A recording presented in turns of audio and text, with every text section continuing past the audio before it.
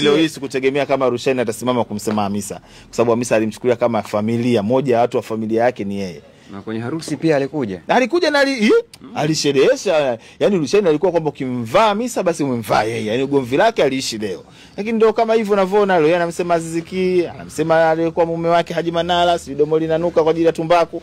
Nikwambie kitu, hii dunia sasa hivi. Kwa upande mwingine naweza pia nikamtetea hata Rushaynah mwenyewe.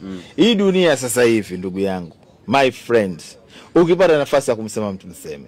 Kwa sababu mseme jimalize tu. Kwa sababu ujue yeye huko anakula nyama vya kiasi gani. Yaani sasa hivi usiseme eti hakuna mtu ambaye amsemi mtu. No, uongo.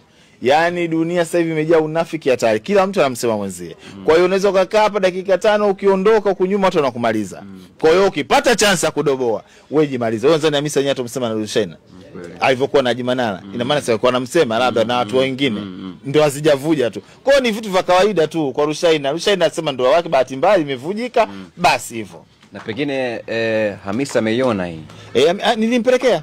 Amesemaje Hamisa? Nilimpelekea. Nilimpelekea ndugu yangu. Nikamuonyesha kama muona kitu iko. Lakini Rushaynah aliwahi kumwomba Hamisa Mobeto msamaha. Akamuuliza msamaha wa nini? Nimekukosea nini bwana? Nimekukosea, umenikosea nini mbona naomba msamaha? Kwa hiyo Hamisa amemwacha Rushaynah kwenye question mark kwamba wewe unaomba mimi msamaha. Mbona unaniomba mimi msamaha?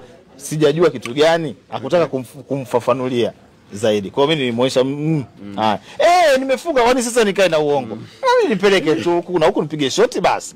Burudani kabisa. Na inawezekana wale timisa wote wale walikuja siku ile kwenye harusi pale wanamsema Hamisa. Ndio.